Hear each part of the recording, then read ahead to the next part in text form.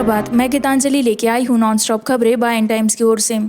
इसरो ने कोविड-19 लॉकडाउन के दौरान चंद्रयान-3 गगनयान का पीछा किया। कोविड-19 महामारी और अनुसूचियों के प्रभावित होने के कारण भारतीय अंतरिक्ष अनुसंधान संगठन इसरो ने अपने 2 महत्वाकांक्षी मिशनों गगनयान और चंद्रयान-3 का धीरे धीरे पीछा करना जारी रखा है। जैसा कि अधिकारियों ने कहा था कि कर्मचारी लॉकडाउन के माध्यम से घर से काम कर रहे थे, कई ने लॉकडाउन के माध्यम से अपने कार्यक्षेत्र की ओर बढ़ना शुरू कर दिया है। चंद्रयान-2 ऑर्बिटर पर पेलोड का उपयोग करते हुए, जिसमें 3 ऑप्टिकल हेड हैं, चंद्रयान के एकल ऑप्टिकल हेड के विपरीत एक ऑर्बिटर अंतरिक्ष एजेंसी में एक बड़ा रिजोल्यूशन और चंद्रमा का एक स्टीरियो दृश्य है। छवि डेटा भी उन्हें तय करने और लैंडर के स्पर्श के बिंदु को ठीक करने में मदद करेगा। चूंकि चंद्रयान-2 ऑर्बिटर क्षमता के लिए काम कर रहा है, इसलिए आगामी मिशन में केवल लैंडर और रोवर होगा, जो एक प्रणोदन मॉड्यूल द्वारा चंद्रमा पर ले जाया जाएगा। चंद्रयान-3 में सफलता की संभावना को मजबूत बनाने के साथ अंतरिक्ष एजेंसी के साथ बढ़ाया जा रहा है। चंद्रयान-2 ऑर्बिटर द्वारा हासिल किया गया data Vikram Sarabhai space centre के निदेशक एस सोमन ने हाल ही में कहा कि मानव अंतरिक्ष उड़ान कार्यक्रम महत्वपूर्ण था। संयुक्त राज्य अमेरिका जैसे अन्य देशों के साथ तुलना करते हुए उन्होंने कहा कि मानव अंतरिक्ष यात्रा एक ऐसी क्षमता है जिसे हमें तनाव में भी बनाने की आवश्यकता है, क्योंकि क्षमता भविष्य के लिए आवश्यक होगी।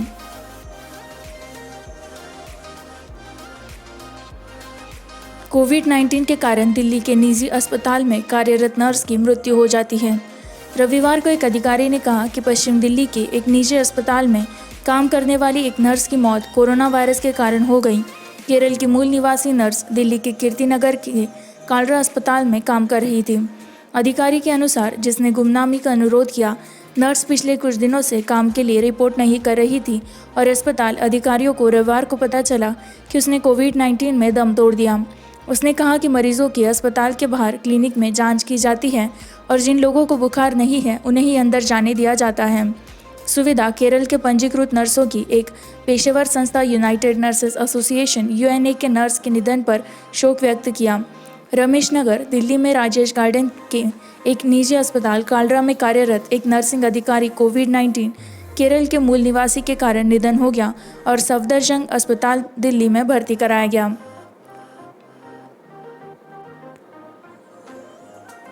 लॉकडाउन में ढील के बावजूद दिल्ली में कोविड-19 की स्थिति। केजरीवाल, दिल्ली में कोविड-19 की स्थिति नियंत्रण में है। कोरोना वायरस प्रेरित तालाबंदी के चौथे चरण में कई आराम दिए जाने के एक हफ्ते बाद मुख्यमंत्री अरविंद केजरीवाल ने सोमवार को कहा। केजरीवाल ने कहा कि उन्हें केवल तभी चिंतित होता जब 2 चीज़ें हुई: कोविड-19 मामलों में स्पाइक के कारण या तो जानलेवा बीमारियों में उल्लेखनीय वृद्धि होती है या शहर की स्वास्थ्य देखभाल प्रणाली ध्वस्त हो जाती है। मुख्यमंत्री ने आगे कहा कि अगर लोग संक्रमित हो रहे हैं और एक साथ खतरनाक वायरस से उबर रहे हैं तो यह चिंता का विषय नहीं है। अगले 1 या 2 दिनों में कोरोना वायरस दूर नहीं होगा। एक ऑनलाइन मीडिया ब्रीफिंग के आधार पर केजरीवाल ने कहा कि उनकी सरकार स्थिति से निपटने के लिए तैयार है यदि राष्ट्रीय राजधानी में गंभीर मामलों की संख्या है। वर्तमान में निजी और सरकारी दोनों अस्पतालों में कोविड-19 रोगियों के लिए 4,500 बेड उपलब्ध हैं और सोमवार से निजी सुविधाओं में 2,000 नए बेड उपलब्ध होंगे। एएपी सरकार बना रही है एक प्रणाली जिसके माध्यम से एक कोविड-19 मरीज को राज्य और निजी संचालित दोनों अस्पतालों में उपलब्ध बिस्तर मिल सकेंगे।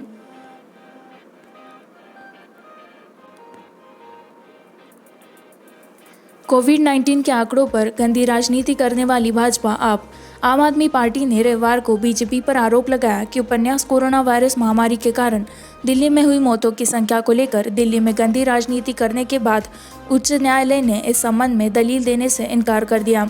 मुझे खुशी है कि माननीय राष्ट्रीय उच्च न्यायालय ने इस तरह के एक संवेदनशील मुद्दे पर कुछ विपक्षी नेताओं द्वारा की जा रही बदसूरत राजनीति का अंत उप मुख्यमंत्री मनीष सिसोदिया ने कहा।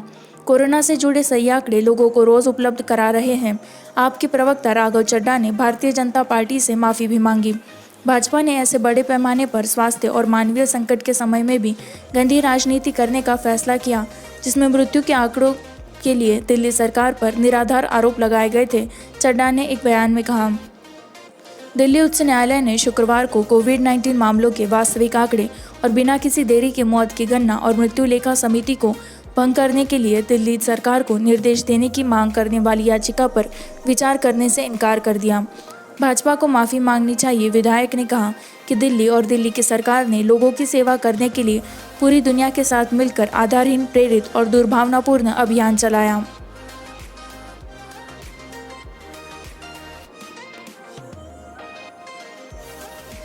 तिहाड़ जेल ने पहले कोविड-19 मामले को सहायक अधीक्षक परीक्षण सकारात्मक के रूप में रिपोर्ट किया।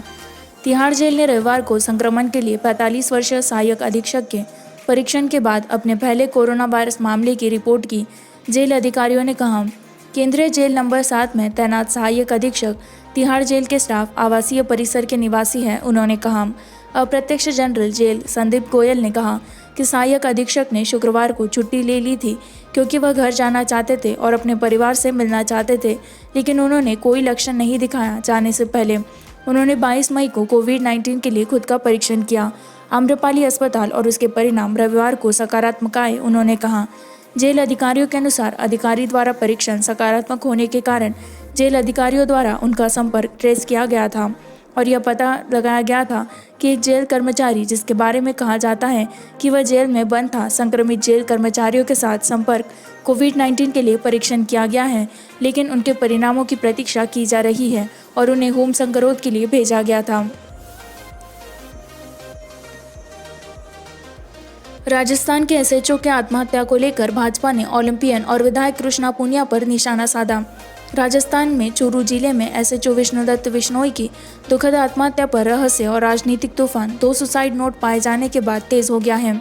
राजस्थान पुलिस के डीजीपी भूपेंद्र सिंह ने एक बयान में गवाही दी है कि राजगृह पुलिस स्टेशन के station house officer SHO Bishnoi एक ईमानदार और प्रतिभाशाली अधिकारी थे, जिन्हें राज्य पुलिस बल में शीर्ष 10 एसएचओ में गिना जाता था। विपक्षी भाजपा यह आरोप लगाने की जल्दी है कि बिश्नोई की आत्महत्या स्थानीय कांग्रेस विधायक और 3 बार ओलंपियन कृष्णा पूनिया से राजनीतिक दबाव और उत्पीड़न के कारण हुई थी। बिश्नोई द्वारा छोड़े गए 2 सुसाइड नोट, एक पुलिस अधीक्षक एसपी चूरू को और दूसरा उनके परिवार ने कई सवालों का जवाब दिया है। चूरू एसपी को दिए गए अपने नोट में कई भावनात्मक टिप्पणियों के साथ बिश्नोई ने कहा, आदरणीय मैडम, कृपया मुझे क्षमा करें क्योंकि सभी तरफ से मुझ पर बहुत दबाव था और मैं सिर्फ तनाव नहीं ले सकता था। अब और अपनी अंतिम सांस तक मैंने अपनी पूरी क्षमता से राजस्थान पुलिस की सेवा करने की कोशिश की।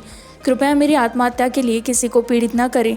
मेरे पास साहस की कमी नहीं थी, लेकिन मैं अब और तनाव नहीं ले सकता था।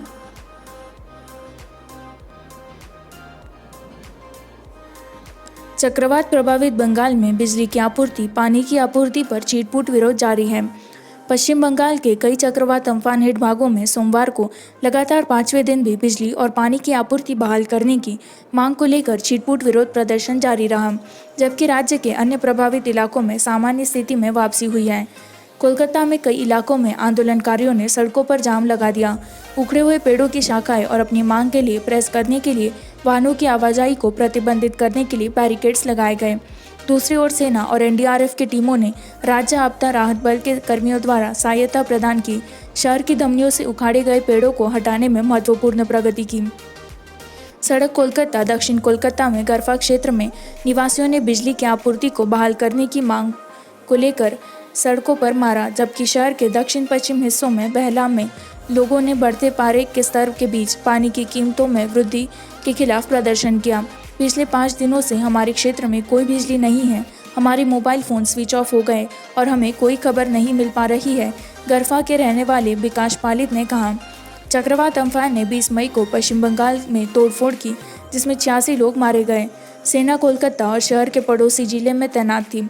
शनिवार को पश्चिम बंगाल सरकार ने राज्य में आवश्यक बुनियादी ढांचे और सेवाओं की तत्काल बहाली के लिए मदद मांगी।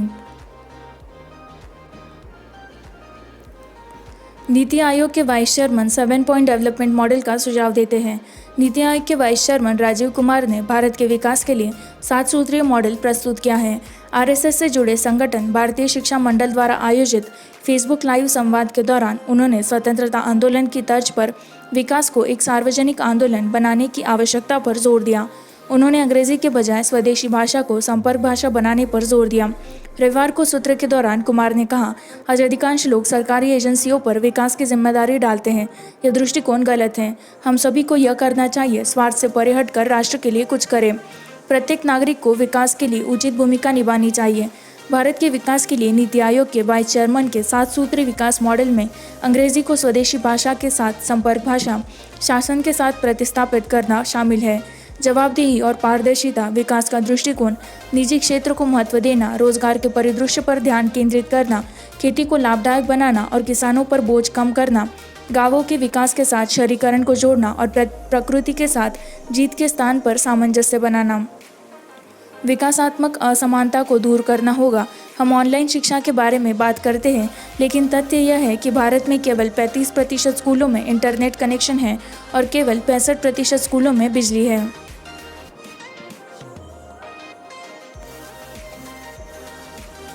कोविड-19 विदेशों के लिए 2 सप्ताह का अलगाव होना चाहिए। स्वास्थ्य और परिवार कल्याण मंत्रालय द्वारा जारी दिशा निर्देशों के अनुसार भारत में आने वाले अंतर्राष्ट्रीय यात्रियों के लिए 14 दिवसीय संगरोध अपने स्वयं के खर्च पर 7 दिनों के संस्थागत संगरोध से गुजरना अनिवार्य होगा। किसी भी संकट, गंभीर बीमारी, परिवार में मृत्यु, 10 वर्ष से कम उम्र के बच्चे या गर्भावस्था 14 दिनों के घर संगरोध की अनुमति दी जा सकती है। दिशा निर्देशों में कहा गया है कि इस अवधि के दौरान आरोग्य सेतु ऐप अनिवार्य होगा। भूमि सीमाओं के माध्यम से आने वाले लोगों के लिए भी यही नियम लागू होते हैं। उड़ान या जहाज में सवार होने के दौरान थर्मल स्क्रीनिंग के बाद केवल विषम यात्रियों को ही अनुमति दी जाएगी। आगमन के समय स्क्रीनिंग के दौरान पाए जाने वाले यात्रियों को अलग थलग किया जाएगा और उन्हें स्वास्थ्य प्रोटोकॉल के अनुसार चिकित्सा सुविधा में ले जाया जाएगा। शेष संस्थागत रूप से कोविड-19 को अन्य परीक्षण प्रोटोकॉल के अनुसार RT-PCR परीक्षण से भी गुजरना होगा और यदि मिला तो सकारात्मक रूप से नैदानिक गंभीरता के आधार पर उन्हें कोविड देखभाल केंद्र, स्वास्थ्य केंद्र या अस्पतालों में ले जाया जा सकता है।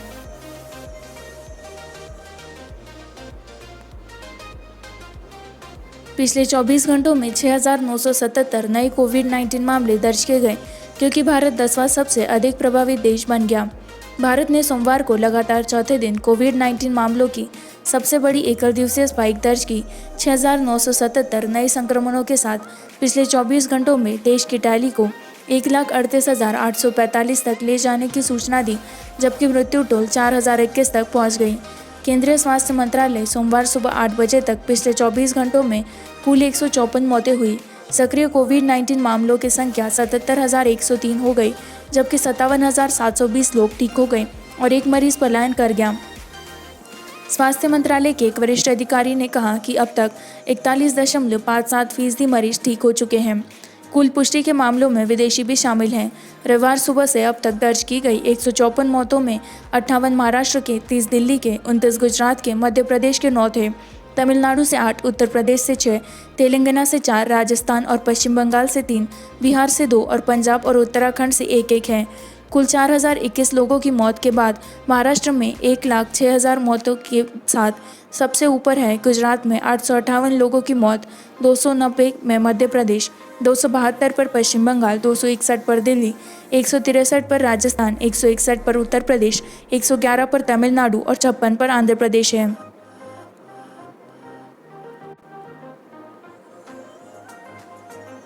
हिमाचल के हमीरपुर, सोलन में कोरोना वायरस कर्फ्यू 30 जून तक बढ़ा। अधिकारियों ने सोमवार को हिमाचल प्रदेश के हमीरपुर और सोलन जिलों में कोरोना वायरस कर्फ्यू को 30 जून तक बढ़ा दिया। हालांकि इस आदेश में लॉकडाउन के विस्तार का विशेष रूप से उल्लेख नहीं किया गया था, यह निहित है। देशव्यापी लॉकडाउन को लागू करने के लिए कर्फ्यू लगाया गया था। हमीरपुर जिले में हिमाचल प्रदेश में वायरस के कुल मामलों का 1/4 से अधिक हिस्सा है। हाल हमीरपुर में अब तक 63 मामले दर्ज किए गए हैं, सोलन में 21 हैं। राज्य में अब तक 214 मामले दर्ज किए गए हैं, जिनमें 5 मौतें शामिल हैं।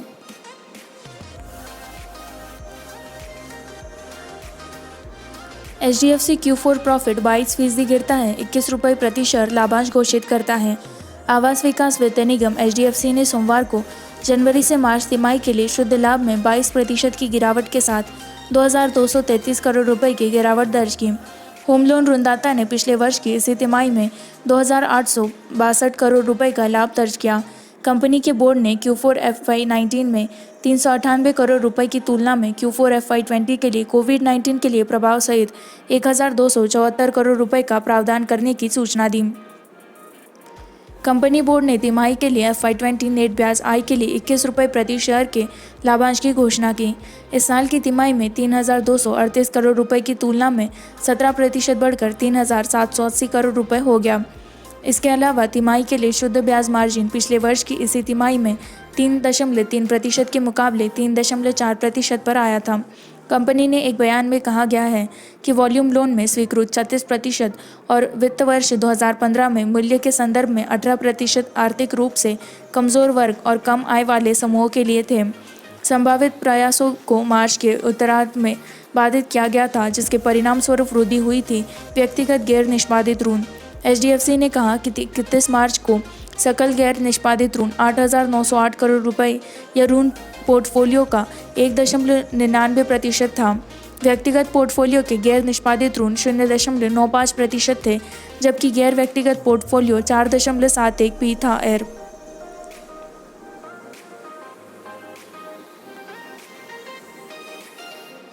अगर राज्य चाहते हैं कि यूपी के प्रवासी श्रमिक वापस जाएं, तो उन्हें हमारी अनुमति लेनी चाहिए।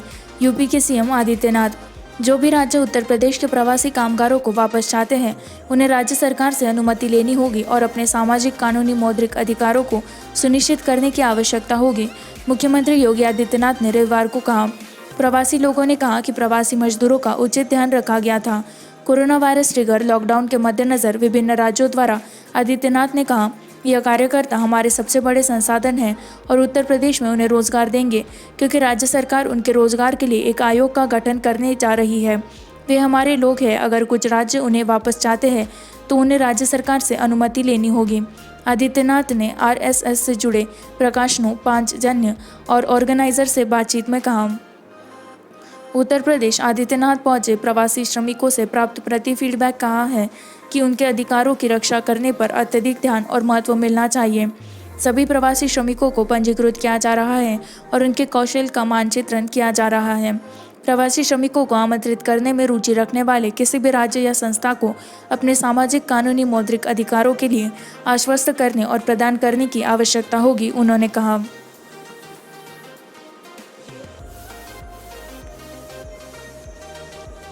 लॉकडाउन एक्सटेंशन आर्थिक रूप से विनाशकारी, आनंद महिंद्रा। महिंद्रा ग्रुप के चेयरमैन आनंद महिंद्रा ने सोमवार को कहा कि लॉकडाउन एक्सटेंशन केवल आर्थिक रूप से विनाशकारी नहीं है, बल्कि एक और चिकित्सा संकट पैदा कर रहे हैं। यह स्वीकार करते हुए कि नीति निर्माताओं के लिए विकल्प आसान नहीं है, उन्होंने कहा कि लॉकडाउन एक्सटेंशन में मदद नहीं मिलेगी। लॉकडाउन एक्सटेंशन कभी कभी विनाशकारी नहीं होते हैं, जैसा कि मैंने पहले ट्वीट किया था, लेकिन एक और चिकित्सा संकट भी पैदा कर दिया। महिंद्रा ने कहा कि वह एक लेख का उल्लेख कर रहे थे जिसमें लॉकडाउन के खतरनाक मनोवैज्ञानिक प्रभाव और गैर कोविड-19 रोगियों की उपेक्षा के भारी जोखिम पर प्रकाश डाला गया था। महिंद्रा, जिन्होंने पहले प्रस्तावित किया था, लॉकडाउन के 49 दिनों के बाद एक व्यापक उठान ने आगे कहा, विकल्प नीति निर्माताओं के लिए आसान नहीं है, लेकिन लॉकडाउन एक्सटेंशन में मदद नहीं करेगा। उन्होंने कहा, संख्या बढ़ेंगे और ध्यान केंद्रित करना होगा। ऑक्सीजन लाइनों के साथ क्षेत्र के अस्पताल के बेड के तेजी से विस्तार पर हो। उन्होंने आगे कहा, सेना के पास इस क्षेत्र में बहुत विशेषज्ञता है। 22 मार्च को सरकार द्वारा राष्ट्रव्यापी तालाबंदी की घोषणा करने से पहले महिंद्रा रा ने रिपोर्ट पर चिंता व्यक्त करते हुए इस तरह के कदम का प्रस्ताव किया था कि भारत कोरोना वायरस संचरण के चरण 3 में पहले ही पहुंच चुका था। इसी के साथ मैं संवाददाता गीतांजलि आपसे विदा लेती हूँ। इसी तरह की नॉनस्टॉप खबरों को जारी रखने के लिए बाइंग टाइम्स हिंदी को लाइक करें, सब्सक्राइब करें, शेयर करें।